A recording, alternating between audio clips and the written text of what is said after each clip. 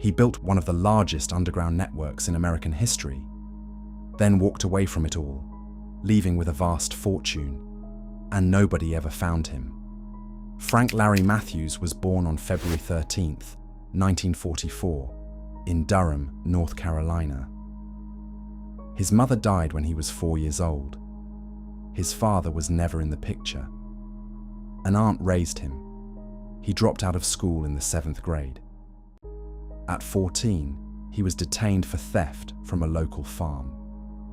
He left Durham in the early 1960s, traveled to Philadelphia, worked as a barber, and collected money for an illegal betting operation, an underground street betting game that was common in black neighborhoods at the time. He was arrested in Philadelphia in 1963 and agreed to leave the city rather than face conviction. He moved to Brooklyn, New York. That one move changed the direction of his entire life. In Brooklyn, Frank kept doing what he knew, running numbers in the Bedford-Stuyvesant neighborhood and cutting hair on the side.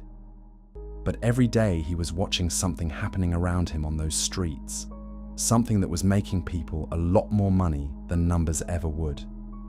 According to Police Inspector Roger Garay, who later led the investigation into Frank, the decision was simple.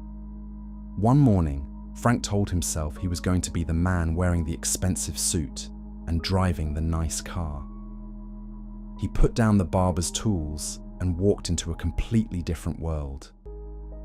The illegal drug market in New York in the 1960s was fully controlled by the Italian-American organized crime groups. They handled everything, bringing contraband in, selling it wholesale, all of it.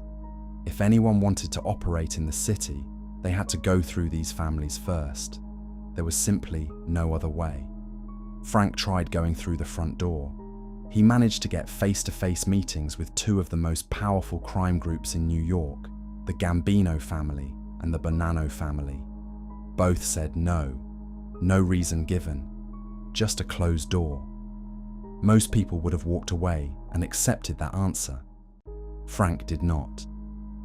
He went back to his connections from the numbers world and eventually found a man named Spanish Raymond Marquez. Marquez was well known in Harlem as one of the biggest underground lottery operators in the city, and he had connections that went in directions most people did not even know about. Through Marquez, Frank was introduced to a Cuban-American operator named Rolando Gonzalez Nunez, known in certain circles as El Padrino, which means a major underworld figure, a name he had earned as the head of the Cuban underworld network in New York. Rolando had previously been one of the biggest independent sources in New York. Legal problems had forced him to leave the country and move to Venezuela, but his supply network was still working. He still had direct access to contraband coming from South America, completely outside the pipeline that the organized crime groups controlled. A meeting happened. Rolando agreed to sell Frank his large shipment for $20,000, with a clear offer to supply more going forward. That one deal was the starting point of one of the largest independent distribution networks the United States had ever seen. From that first purchase, Frank moved fast and smart. Rolando's South American network began sending regular large shipments. Frank started distributing in Brooklyn, then across the rest of New York, then into other cities beyond that. According to DEA records, between 1969 and early 1970, Frank was already bringing in large quantities of contraband into New York City every year. By 1971, that number had grown to somewhere between 200 and 300 kilograms annually. Within about a year of that first deal, federal investigators would later confirm Frank Matthews had become one of the most significant independent distributors in the entire city. But New York was just the start. He set up two large distribution centers in Brooklyn. The first was at 925 Prospect Place. His crew called it the Ponderosa. The second was on East 56th Street, known as the OK Corral. These were not ordinary storage locations. The walls inside had been reinforced with steel and concrete. Security personnel stood at the entrances. These were serious, heavily secured operations running enormous quantities of contraband in and out on a regular basis. The DEA later concluded that at his peak, Frank Matthews controlled the large-scale narcotics distribution across every major city along the East Coast. He sold directly to other major distributors. He was moving large volume shipments to buyers at prices of up to $26,000 per kilogram. A former associate named Litty Jones described what that looked like from the outside. Every top operator along the entire East Coast was getting their supply from Frank. The Italian organized crime groups were making serious money, Jones said, but none of them could come close to what Frank was doing. Frank was also inventive about how he physically moved contraband between cities. He paid commercial flight attendants $1,000 every month to carry packages on their regular flights. When they landed, the packages went into airport storage lockers. Frank's people would pick them up from there and move them on to buyers. The system worked cleanly, no obvious trail, spread across many routes at the same time. He went further than that. He bought a DC-3 cargo aircraft in Caracas, Venezuela for $100,000. He reportedly made arrangements with Venezuelan government officials to allow his shipments to move through the airport with little scrutiny. He was not just moving contraband from one place to another. He was building the kind of international infrastructure that most distribution networks never reach. He also kept his sources of supply coming from more than one direction. According to the DEA, Frank was importing through two separate channels, one running through processing networks in France that were connected to the Turkish raw material supply chain, and another coming directly through South American supply channels in Venezuela and Colombia. He paid higher prices than most buyers were willing to pay because he understood something simple. If your contraband is consistently good, the network stayed stable. He built loyalty into his supply chain, and that kept his whole operation stable. His network grew to cover 21 states in total, from Massachusetts and Connecticut in the Northeast, through the Mid-Atlantic region, down to Alabama in the South, and reaching all the way west to Las Vegas. The DEA later identified 113 people across that network. What stood out to investigators was this: many of those people had no idea they were part of Frank's network. They genuinely believed they were running their own independent businesses. Frank had deliberately built the operation in layers so that people at the lower levels could not see who was actually at the top. If someone got arrested, they simply did not have enough information to help investigators work their way up. He laundered cash through Las Vegas casinos. According to prosecutor Callahan, Frank would show up at casinos with large amounts of cash and hand them directly to cashiers. The casino would take 15 to 18% as their fee and return clean money. Frank traveled to Las Vegas often and was treated as a valued guest. The casinos did not ask questions. Beyond that, Frank was putting money into real estate across multiple countries. He was looking at beachfront property in Port-au-Prince, Haiti. He owned property in the Bahamas. He was spreading his wealth into assets that held value and were harder for authorities to trace. Federal prosecutor William Callahan later stated plainly that if Frank had not been stopped when he would have expanded much further nationwide, and after that, he would have expanded internationally. The groundwork for exactly that was already being laid when investigators finally caught up to him. By 1971, the IRS and DEA together estimated that Frank was making at least $10 million a year in profit. That is around 77 million in today's money, just for that 1 year. His total fortune was estimated at around $300 million, roughly $2 billion in today's money. He built all of that in approximately 4 years. He was still in his mid-20s when those numbers were being recorded. What made Frank genuinely different from almost any other operator of his time was not just the size of what he was running. It was the way he was thinking about the bigger picture, not just his own business, but the entire market. In October 1971, Frank organized a private meeting in Atlanta, Georgia. He personally invited the major independent operators from Black and Hispanic communities from across the country. The DEA found out and sent agents to watch. When investigators afterward ran the license plates outside the venue and matched them to names, they were struck by what they found. In the words of one DEA agent, it was a gathering of every major independent operator in the country, every significant name, all in one room, because Frank had called the meeting. The agenda was clear: build direct relationships with international suppliers and stop depending on the Italian organized crime groups as middlemen. Attendees agreed to strengthen ties with Corsican networks and expand deeper into that market, which was arriving from South America in growing quantities. They also discussed how to structure their operations to be more resistant to investigation. It was the first time independent operators had sat together at a national level to talk about cutting out the people who had been sitting in the middle of their business for decades.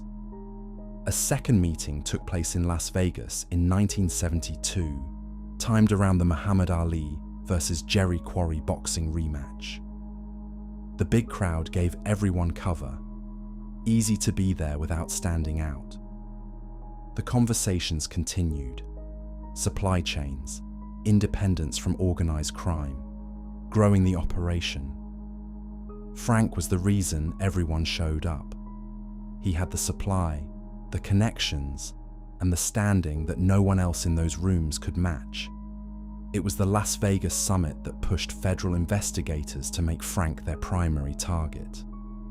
As the money kept growing, Frank's life looked very different from where he had started. He bought a mansion in the Todd Hill neighborhood of Staten Island, one of the richest and most exclusive areas in New York, a neighborhood that had long been associated with organized crime money. Frank was the only black man living on that street. His home sat directly across from the house of Paul Castellano, who would later become the boss of the Gambino family and one of the most feared organized crime figures. He dressed expensively. He moved with a cigar. He carried himself like someone who knew exactly where he stood. The organized crime figures in Todd Hill were not happy about any of it. According to DEA agent Gerard Miller, they sent people directly to Frank's front door to deliver a clear message. He did not belong there and was getting too big. Frank ignored them completely. The situation had already gone beyond warnings. Frank had at one point abducted an associate of the Genovese crime family during a dispute over a deal that went wrong, using the man as leverage to settle the argument. That kind of move is not forgotten. Paul Castellano, who lived directly across the street, was so angry about Frank's presence that investigators later found a phone tap recording of him talking about ordering violence against Frank. By autumn of 1972, something else was becoming harder to ignore. Author Donald Goddard, who researched Frank's life in detail, wrote that Frank was showing all the clear signs of serious substance dependency: sharp swings between highs and very dark lows, erratic behavior, and decisions that were becoming harder to predict or explain. Federal prosecutor Callahan later confirmed that investigators had found out Frank had a rapid, irregular heartbeat. The combination of his habit and his health condition was putting him in real physical danger. His operation was still running. but the man running it was beginning to fall apart. As late as 1970, Frank Matthews did not appear on a single major federal watch list. The official description at the time, a non-entity. A man moving massive quantities of contraband across 21 states, running 2 secured operational sites in Brooklyn, bringing in millions every week, and not one investigator had his name on a list. That changed after Las Vegas. A unit called Group 12 was formed with one goal: build a case strong enough to charge Frank Matthews. The team was led by prosecutor William Callahan and DEA agent Gerard Miller, who had spent about 20 years working organized crime. Miller would later say it plainly. Frank was ahead of them from the start. They had 3 months to produce results. They tapped Frank's phones. They tried to follow his vehicles, nearly impossible. Frank drove in a way that made tailing him pointless, cutting through traffic, ignoring road rules, always gone before anyone could stay close. Whether he knew he was being watched, or whether that was simply how he drove, investigators could never determine. There was also widespread corruption in the NYPD at the time, and the idea that someone was tipping Frank off was taken seriously. One moment stuck with agents for years. They watched Frank pull up to a location in the middle of the day, open the back of his car, and hand what appeared to be a large quantity of contraband to a man standing right there on the open street. He got back in the car and left without any sign of concern. Miller's read. Frank was not afraid of them at all. Over time, arrests of people connected to Frank began producing information. Phone recordings slowly built a picture. In December 1972, prosecutors in Brooklyn formally charged Frank with attempting to sell large amounts of narcotics in Miami between April and September of that year. On January 5, 1973, DEA agents arrested Frank Larry Matthews at McCarran International Airport in Las Vegas. He was heading to Los Angeles. The charges were tax evasion and narcotics conspiracy charges. The next day at bail hearing, Frank sat across from Callahan and told him, "You have nothing on me. I'll be out before you know it." Callahan later said Frank looked almost bored, like a man who had operated for years without real consequence, and still was not convinced this time would be different. The judge set bail at $5 million, the highest in United States history at that point. Then it was reduced to $2.5 million when Frank agreed not to fight extradition to New York.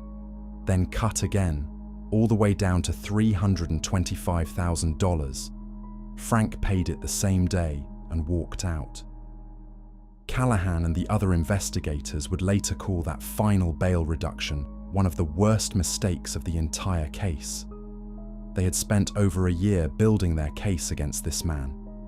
They knew exactly who he was. And then they gave him the door. The trial was set for July 2nd, 1973. Frank never showed up. He was declared a wanted man the next day. The operator named Reggie Collins later told investigators he was one of the last people to see Frank before he vanished. It was 4 in the morning on 119th Street in Harlem. Frank told Collins he was leaving and not coming back. That was all. Collins watched him drive off in a 1972 Ford Thunderbird. Black body, white top. He never saw Frank again. Frank did not leave alone.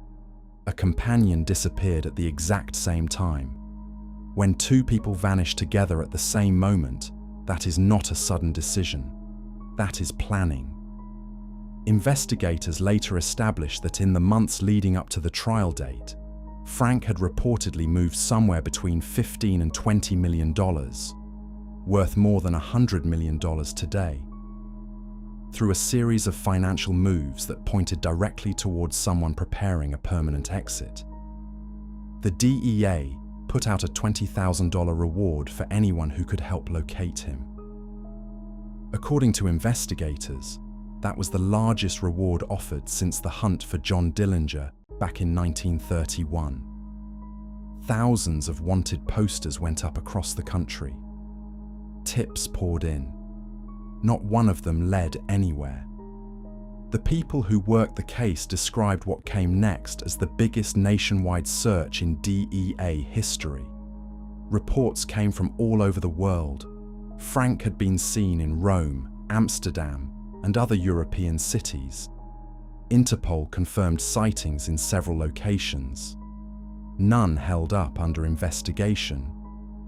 Other reports placed him in Africa, Bermuda, the Bahamas, where he owned property, Paraguay, which sheltered more wanted men than almost any other country at the time, and Algeria, which had no extradition agreement with the United States. Investigators quietly admitted that if Frank had made it to Algeria, the case was finished. Nothing led anywhere solid. Getting anyone who knew Frank to talk was nearly impossible. The same explanation kept coming back. Frank had been good to people, helped them when they needed it, and nobody wanted to be the one whose name got back to him. DEA investigator Glenn Chisholm said it directly. In all his time on the case, he never once spoke to anyone who genuinely knew where Frank was. People who offered to share information usually started by asking to be paid. Investigators looked at every remaining connection. One of Frank's sons was found to be in prison for stealing cars. That detail kept nagging at investigators. If Frank had left with tens of millions and was living safely somewhere under a false name, why was his son stealing cars? Why had he sent nothing? US Marshal Mike Pizzi asked the question plainly. If this man had $20 million and was alive, what was his son doing in prison?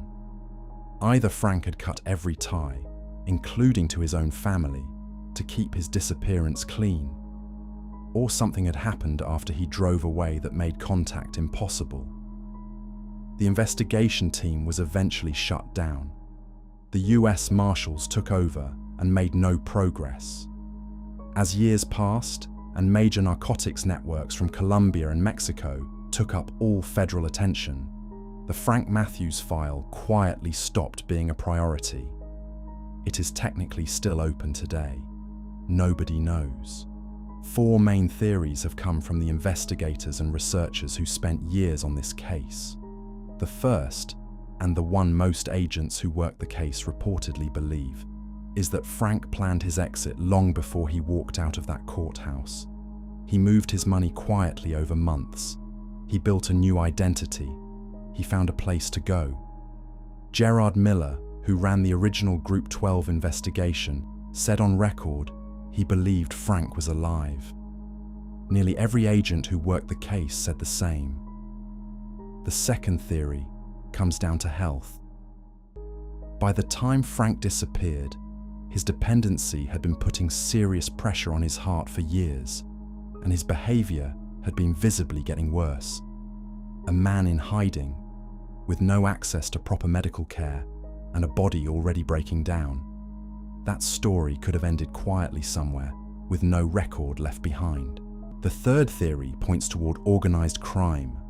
Castellano had made threats. Frank had abducted a Genovese associate during a dispute.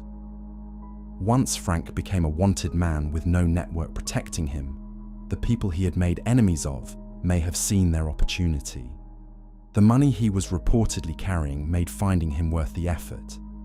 The fourth theory is the most complicated. Phone tap recordings captured Frank discussing the Venezuelan supply network in enough detail that when the information reached authorities, it reportedly helped take that route apart. The operators who lost their pipeline, and all the money that came with it, were not the kind of people to accept that quietly. One investigator said it directly. By the time Frank ran, he had serious enemies on more than one side. People who had lost money, and people who knew he was carrying a great deal more. His death was never confirmed, no sighting verified. Not one piece of evidence has surfaced that closes this case in either direction. Frank Matthews was 29 years old when he drove away in that Thunderbird. What he built caused real damage across communities in the eastern United States. The money came from that destruction. Broken families, lives ended too early, neighborhoods that never fully recovered. That is part of this story, and yet the case has never been closed. No trial, no conviction on record, no confirmed ending. Frank Lucas became a film. Nikki Barnes became a front-page story. Frank Matthews left none of that. No courtroom moment, no final chapter. Just a black Ford Thunderbird with a white top, turning a corner at 4 in the morning on 119th Street. And more than 50 years of complete silence.